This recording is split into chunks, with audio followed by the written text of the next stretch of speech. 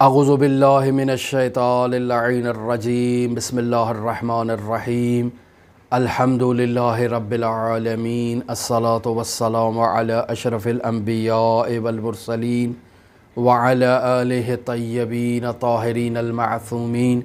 الذین اذہب اللہ عنہم الرجس وطہرہم تطہیرا اللہم صلی علی محمد وآل محمد وعجل فرج قائم آل محمد۔ عزیزان محترم، شیعہ علماء کے حالات زندگی سے ایسے گراں قدر واقعات کو آپ کی خدمت میں بیان کیا جا رہا ہے کہ جن واقعات سے ہم خود درس حاصل کر سکتے ہیں اور اپنی زندگی کو ان علماء کی زندگی کے مطابق ڈھال کر حضرات اہل بیت علیہم الصلاۃ والسلام کے حضور سرخ رو ہو سکتے ہیں۔ مومن کی علامات میں سے ایک علامت یہ ہے کہ مومن اہل بیت علیہم الصلاۃ والسلام کی خوشی میں خوشحال ہوتا ہے اور ان کے غم میں غمگین ہوتا ہے۔ باقاعدہ اس سلسلے میں متعدد روایات موجود ہے۔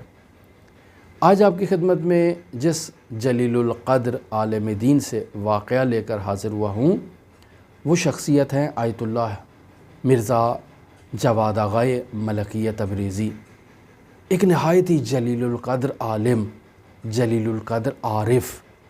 مرحوم امام خمینی رحمۃ اللہ علیہ کے استاد اخلاق، استاد عرفان، بہت ہی جلیل القدر شخصیت ہے۔ ان کی کتابیں لقاء اللہ بہت ہی مشہور کتاب ہے، اللہ سے ملاقات، کہ جو ایک سالک کے لیے تحریر کی گئی ہے جو سفر سلوکی کو طے کرنا چاہتا ہے۔ المراقبات فی اعمال السنہ، سال بھر کے جو مہینے ہیں ان میں انسان کو کون کون سے اعمال انجام دینا ہے، اس بارے میں بھی انہوں نے کتاب تحریر کیا، اور متعدد کتابیں اس شخصیت کی موجود ہیں۔ مرزا جواد آغائے ملکیہ تبریزی تسلیم اور رضا کا عملی مجسمہ تھے، خدا کی رضا پر راضی تھے، خداوند متعال کے فرامین کے سامنے سر تسلیم خم تھے۔ یہ اس چیز کا عملی مجسمہ تھے۔ غدیر کا دن ہے اور ایران میں یہ رسم ہے کہ غدیر کے دن مؤمنین علماء کرام کے گھر جاتے ہیں،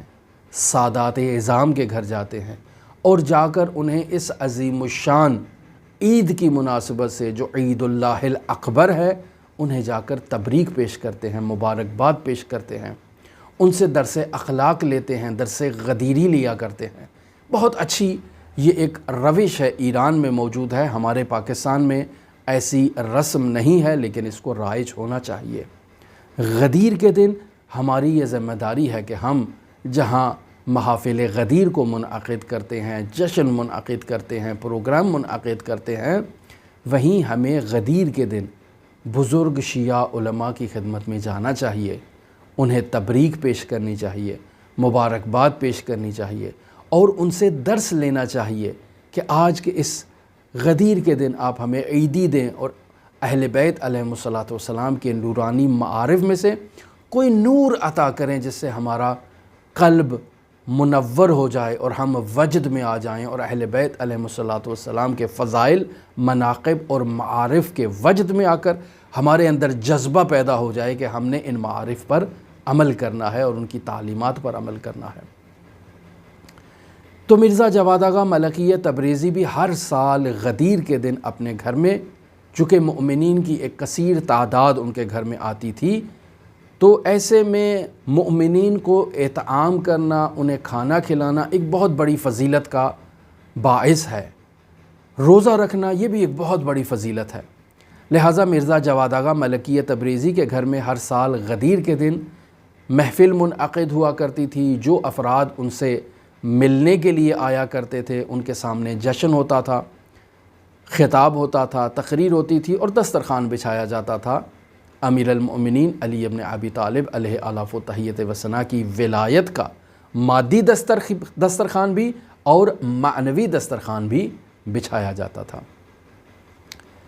مرزا جواد آغا ملکیہ تبریزی کے گھر غدیر کا جشن ہے، مؤمنین کی کثیر تعداد اور جمع غفیر موجود ہے۔ ایسے میں گھر کے اندرون خانہ سے رونے کی آواز آتی ہے۔ مرزا جواد آغا ملکیہ تبریزی فوراً اٹھتے ہیں اور گھر کے اندر جا کر مشاہدہ کرتے ہیں کہ ماجرا کیا ہے۔ معلوم ہوتا ہے خاتون خانہ سے کہ مرزا کا بیٹا گھر کے صحن میں کھیل رہا تھا اور کھیلتے کھیلتے وہ حوض کے اندر چلا گیا۔ معمولاً ایران میں گھروں میں پانی کا حوض بنایا جاتا ہے، تو یہ بچہ پانی کے حوض میں چلا گیا اور وہاں جا کر غرق ہو گیا ہے اور اس بچے کا انتقال ہو گیا ہے۔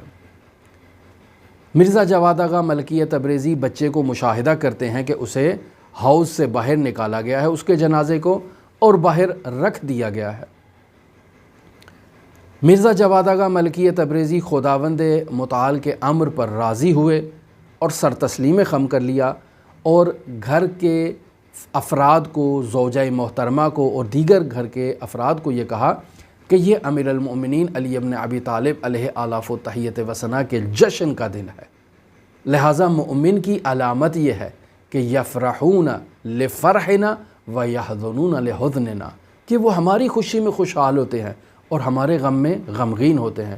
تو آج غم کا دن نہیں ہے، آج اہل بیت کی خوشی کا دن ہے، لہٰذا گریہ وزاری کو بس کرو۔ یہ خداوند متعال کا امر تھا، اسی پہ سر تسلیم خم کرو اور اسی پہ راضی ہو جاؤ اور اسے امیر المؤمنین کی جانب سے اپنے لیے عیدی تسلیم کرو، لہٰذا خاموش ہو جاؤ۔ تمام اہل خانہ کو خاموش کروا کر مرزا جواد آغا ملکیہ تبریزی نہایتی تبسم کے عالم میں اس محفل میں وارد ہو جاتے ہیں اور نہایت ہی اطمینان قلب کے ساتھ اس جشن کی محفل کو مکمل کرتے ہیں۔ دسترخوان بچھایا جاتا ہے، اطعام دیا جاتا ہے، مؤمنین کو کھانا کھلایا جاتا ہے، اور جب مؤمنین خدا حافظی کر کے واپس تشریف لے جاتے ہیں تو مرزا جواد آغا ملکیہ تبریزی اپنے کچھ خاص افراد کو کہتے ہیں کہ آپ یہاں رک جائیے، مجھے آپ سے کام ہے۔ جب یہ خاص افراد رک جاتے ہیں تو مرزا جواد آغا ملکیہ تبریزی انہیں ماوقع سے آگاہ کرتے ہیں کہ بیٹے کا انتقال ہو گیا ہے، اس کی تشییع، تکفین، تجہیز اور تدفین میں مجھے آپ کی مدد درکار ہے، آئیے میرے ساتھ مدد کیجیے۔ اور اس طرح سے امیر المؤمنین علی ابن ابی طالب علیہ آلاف و تحیت و ثنا کی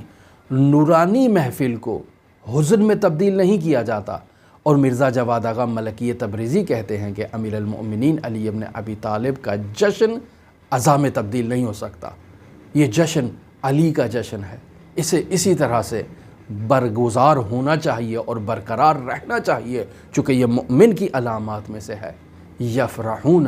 لفرحنا، مومن ان کی خوشی میں خوشحال ہوتا ہے۔ آج میرے گھر میں اگر عزا کا دن ہے یا ماتم کا دن ہے تو میں اپنی عزا کو ان کی خوشی پر قربان کر دوں اور میں ان کی خوشی پر خوشحال ہوں گا اور اپنے عزا کو بھول جاؤں گا۔ اور اگر ان کے غم میں، ان کے گھر میں غم کا دن ہے تو میرے پاس اگر خوشی کا دن بھی ہے تو میں اپنی خوشی کو نہیں مناؤں گا، میں ان کے غم میں عزا کروں گا۔ لہٰذا ہمارے ہاں یہی رسم ہے اور یہی عادت ہے ہمارے مومنین کی کہ وہ ان کی خوشی کے ایام میں اپنے ہاں خوشی کے محافل کو اور پروگراموں کو منعقد کرتے ہیں، اور ان کے غم کے ایام میں کوئی ایسا پروگرام نہیں رکھتے جو خوشی کی علامت ہو، لہٰذا ان کے غم کو منایا جاتا ہے۔ لہٰذا ہماری دعا ہے کہ خداوند متعال ہمیں بھی اسی طرح سے رضا پر، خداوند متعال کی رضا پر سر تسلیم خم کرنے کی توفیق عطا فرمائے، ہمیں بھی خدا کی رضا پر راضی رہنے کی توفیق عطا فرمائے، ہمیں بھی خداوند متعال کے سامنے ایسے ہی مطیع اور فرمان بردار رہنے کی توفیق عطا فرمائے، ہمیں بھی حضرات اہل بیت علیہم الصلاۃ والسلام کی خوشی کے ایام میں خوشحال ہونے اور غم کے ایام میں عزادار اور غمگین ہونے کی توفیق عطا فرمائے۔ آپ تمام مؤمنین کے لیے دعاگو ہیں، نائب الزیارہ ہیں، اور حضرت امام زمان اجل اللہ تعالی فرجہ شریف کے ظہور کے لیے ہم بھی دعاگو ہیں، اور آپ سے بھی دست بستہ گزارش ہے کہ اگر اپنی زندگیوں میں مشکلات کا خاتمہ چاہتے ہیں تو امام زمان کے ظہور کے لیے، تعجیل کے لیے دعا کریں، چونکہ امام کے ظہور کی تعجیل کی دعا کرنا آپ کی زندگی سے مشکلات کے خاتمے کا باعث بنے گا۔ اللہم صلی علی محمد و آل محمد وعجل فرج قائم آل محمد۔